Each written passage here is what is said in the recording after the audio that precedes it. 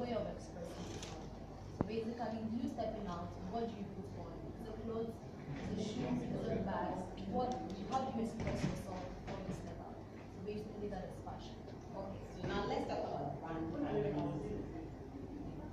Brand identity is something you do to distinguish yourself from others. So for instance, there are a lot of people who make clothes. How do you differentiate yourself from the others?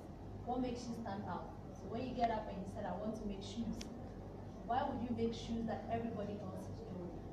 Why won't you do something that will make you stand out? Because when you go to a shop and they are a chain of shoes, how do you pick a particular one? Or what will make you choose a particular shoe against others? So having a brand identity means that you're doing something that will make you distinct, that will make you stand out among your competitors. So it's really important to have a brand identity. What usually most people care about just buying a product and making it fit. If it fits, if I'm getting a shoe and it's perfect on my feet, if I'm getting an outfit and it looks great on me, why bother about brand identity? Okay. So one thing you should understand is that fashion is really a big thing. It's really global. And so if you really want to go into a business like fashion and you really want to stay in for long and make money out of it, you can't just get up and say, I'm making clothes and that's it. You need to stand out. You need to be able to do something that will make you distinct, that will make you stand out. So it's not just about somebody walking into a place and buying clothes from you. Because truth is, if the person comes to your shop or buy your clothes and is not comfortable with what they see, or probably the finishing is not well done, they might not come back. So you see a lot of people, for instance, here in Ghana, there are a lot of designers who start business alright, but within a short time, they get out of business. All because they don't create an identity for themselves. They don't do the right things to keep them in business. So you see that there are only few people who are always top of mind. So when you think about the best designer or the best shoes, you go to a particular designer because that person has created an identity for him or herself. So you don't get up and just go to anyone, you go to that person because of the identity the person has created. So basically products need to be identified in the market. So when people are looking for you, they know what to ask for and how to get you. So at what timing point does one think that, okay, I think I need to create a brand? I believe it has to start from the very day you start thinking about starting a fashion business. That would be from day one. From day one. So right from day one, you should start thinking, how do I, for instance, one, you should know your brand. What kind of brand do you want? So if everybody's making accessories, and you also want to make accessories, what would make yours different? What would make people come for you? Because for instance, now people are using prints to do, I mean, it's been there for a long time. Yeah. So everybody gets up and use prints or beads to make accessories. But you have to come up with, okay, let me do it differently. Let me not do it like how you have accessories, which is just beaded and it's just raw. Because when you even do yours and put it in the shop and sell it like 200 Ghana cedis, and you see that same thing in the market for let's say 20 or 30 Ghana cedis, somebody will definitely go. 200 Ghana cedis. No, you go for the 21 because I mean it's the same thing. It doesn't have a name. Exactly, and you would have to carve a niche for yourself. Do something that is different, that people do not see it anywhere in the market. I know with time people copy it, but when you start the trend, when you start it, by the time people even start copying it, you made a name. So what happens is that somebody wears an accessory and without even knowing where it's made from, you can even point out that, oh, this accessory I believe is coming from this place. So right from day one, you need to understand the business in which you research and understand that, okay, I'm trying to serve a particular need. So why don't I do something that will serve a particular segment of people? And then push it out and let people know that I am behind this brand and this is what I stand for. And also let whatever you put up about your brand reflects what it is.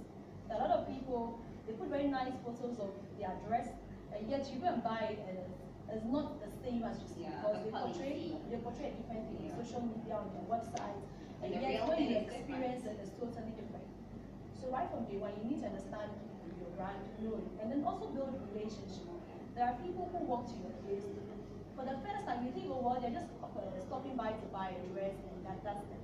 But you need to be able to turn them into ambassadors and influencers because when they come and they have a good experience with you, they go back and even refer others to you and share whatever experience. But if they come to your shop, first, the customer service is bad. Probably the lady sitting at the shop didn't treat you well. couldn't be bothered whether you bought the clothes or not. I'm sure we'll be making time to talk about the customer service because I have so much experience that I'd like to share. Now, in creating a brand, what are some of the things that one needs to take into consideration? If I'm looking at creating a brand for a product, what are some of the things that I need to consider? First, you need to make sure that you are doing something that is new. That is new. That is new. It doesn't mean that reinventing the wheel. It means that, for instance, now in our era, everybody is doing one thing. Sometimes you could go back to, let's say, 1920, the 18th century, go and research and understand what was the fashion sense then. Look at what people were doing. It doesn't matter how you do it, but just put all those things together. You can put maybe the best designers of our time or some generations that have passed, put their work together. See how you can fuse that into something. There are a lot of things that you see on the street today.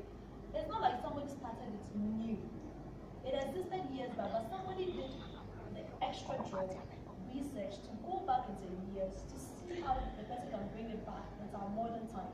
So first, make sure that you create something new, something that is not in the market, something that has not flooded the fashion space. That is one way of. So creativity is one of the things that is need to do that. The other thing is being consistent.